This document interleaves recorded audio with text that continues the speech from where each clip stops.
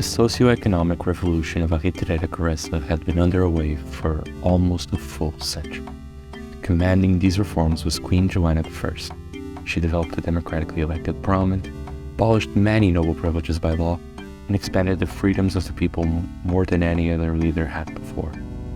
Joanna was also crucial for the leverage of women's rights in Architreta, raising the banner of the Pink Daphnes, one of the most influential movements that had arisen in the continent, focusing on bringing equality but also crucial issues such as worker rights and land ownership, all of which led to the further growth of the Architretan economy.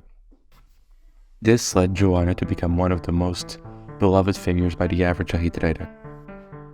However, the benevolent queen aged, and the people of Architreta Caressa would be reminded that in the end, they were still under a monarchy. Joanna's death would lead to not only mourning, but a complete political restructuring, as the titles of Kingdom of Architreta and the Kingdom of Caressa would be inherited to Arzan I of Chiavari. Chiavari had only recently achieved its independence through a bloody insurgency. Through perseverance, its ancient institutions had remained throughout the rule of the Northern Kingdom. One such institution was the monarchy itself. Chiavari's monarchy had always been unorthodox, in the sense that it was always in the form of a diarchy with two monarchs hailing from two dynasties unbroken for around 2,000 consecutive years. In theory and legitimacy, the twin monarchs had equal power. In practice, however, the king of Chiavari acted as the administrative head of the nation, while the queen reigned over the military. Furthermore, the nation's government ran on a complex structure of tricameral legislature, meaning three houses to create the laws and happenings of the government instead of just two. The politically complicated nation of Chiavari would mean that some restructuring would be needed not only for Chiavari but also for Architreta and Caressa to facilitate the personal union. Thus, before the death of Her Majesty, top representatives from both countries met at the Alaxian conferences and prepared heavily for the upcoming union. The various conferences took place from 2445 to 2446. The Nicene Conference focused on the Union itself, foreign policy direction, and the outcomes of international treaties. The Esperite Conference followed, focusing on the capital city, early drafts of the Constitution, and an early defensive policy in spending. The first Chiavari, the Caetine Conference, discussed the trade situation in the economy, while the final conference took place in Weimar and Farias, and discussed the possibility of expanding the Union to other countries in Alaxia. Meanwhile, the Pan-Carissa movement had become predominant in Architreta's academia. Defined by the reunification of Caressa, a historic nation that had control over everything east of the Gulf.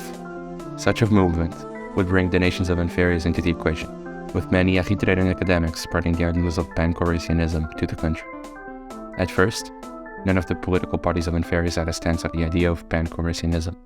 Both major parties had large factions both supporting and objecting to any type of union. Beginning as a fringe idea, the failure of the ruling party to have a concrete policy on the movement saw support grow within the opposition, and soon the pro-unification party had a grip on power. Threatening to split the party at the next election, the pro-unification faction requested a nationwide referendum on joining the newly formed High Kingdoms, which was denied.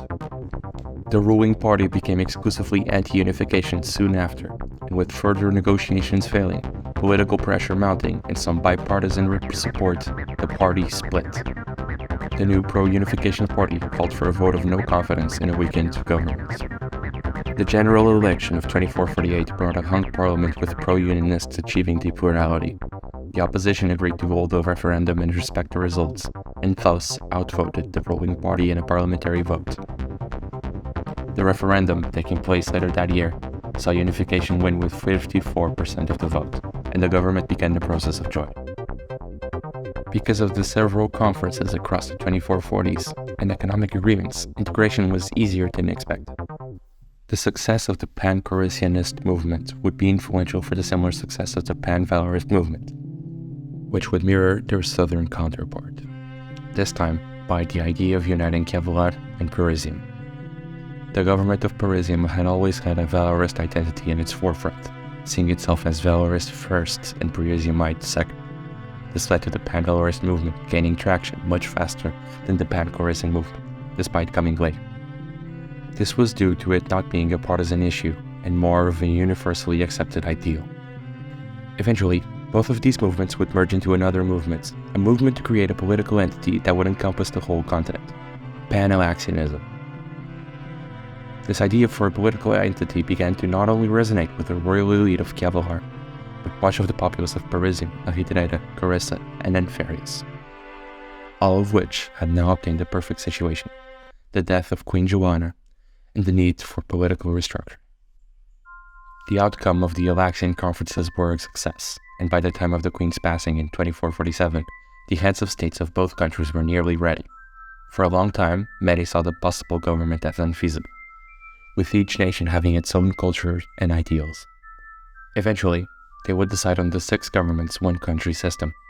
Enferius and Parisium would delay their candidacy due to internal politics and bureaucracy, but joined in 2448. The constitution, which was beginning to be drafted in 2445, was finalized and put into effect in 2452, after being passed by all local parliaments.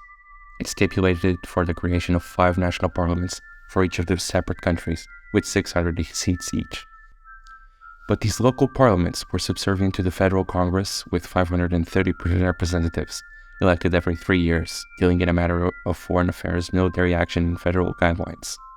The 5 countries would each have some degree of judicial autonomy, but the Supreme Court of the whole Union would arbitrate on cases between countries and on appeals and larger-scale decisions.